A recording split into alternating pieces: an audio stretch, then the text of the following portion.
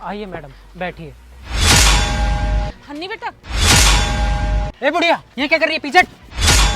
अब वो बुढ़िया, तू है कौन और तेरी हिम्मत कैसे हुई मैम साहब को गले लगाने की? तुझे मालूम भी है ये कौन है? आईएएस ऑफिसर है ये, आईएएस ऑफिसर।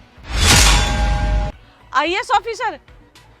मैं इनको जानती हूँ। अबे 2 करोड़ की भिखारन जैसी शक्ल की तुझे भला कैसे जान सकती है मैम? डोंट वरी मैडम, मैं ऐसे लोगों को बहुत अच्छी तरीके से जानता हूँ। ये साले गरीब लोग आप जैसे अमीर लोगों को देखते ही रिश्ता बनाने लग जाते हैं ताकि इन्हें 100-200 रुपए मिल जाए। पर मैं इस भिखारन को आपसे पैसे नहीं लेने दूंगा। अबे वो भिखारन, चल निकल यहाँ से। स्टॉप इट अभिषेक। अरे कोई किसी से ऐसे बात करता है क्या? मैडम, ऐसे गरीब बदतमीज लोगों से ना ऐसी बात की जाती है, इन्हें प्यार की भाषा समझ में नहीं आती। स्टॉप इट अभिषेक। किसी को प्यार की भाषा समझ में आए या ना आए, लेकिन गरीब लोगों को प्यार की भाषा बहुत अच्छे समझ में आती है। और ये मुझसे जान पहचान का कोई बहाना नहीं कर रही हैं, बल्कि ये मुझे सच में जानती हैं और मैं भी इनको बहुत अच्छे से जानती हूँ। Are you sure ma'am? भले इस गरीब साहब की जान पहचान कैसे हो सकती है? हाँ, इनको मैं तब से जानती हूँ जब ये अमीर थी और मैं गरीब। नमकीन ले लो, नमकीन।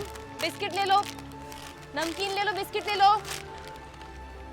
अरे हन्नी बेटा, अरे आंटी नमस्ते।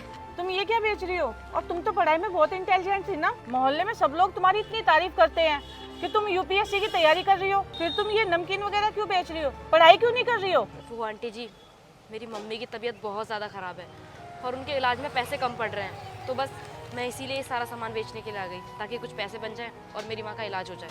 और बेटा तुम्हारी पढ़ाई? आंटी जी, मेरी माँ की तबीयत जैसे ही ठीक हो जाएगी ना, मैं अपनी पढ़ाई फिर से कंटिन्यू कर दूंगी। बेटा ये सब बेच के ना तुम ज़्यादा पैसे नहीं कमा पाओगी। तुम मेरी बात मानो, तुम अपने घर जाओ और पढ़ाई करो। और रही बात तुम्हारी माँ की, तुम उनकी चिंता मत करो, उनकी दवाई मैं लेकर आऊँगी। लेकिन आंटी, आप मेरे लिए ये सब क्यों कर रही हैं? जाओ बेटी, तुम घर जाओ।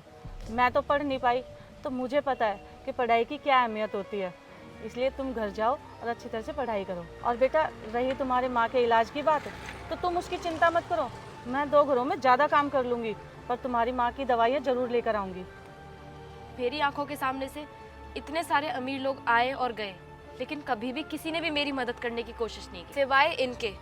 भले ही ये पैसों से अमीर नहीं थी, लेकिन दिल से ये बहुत अमीर थी। और तुम बेवकूफ़ इंसान इनको गरीब बोल रहे थे। अरे अमीर क्या बस पैसों से होता है इंसान?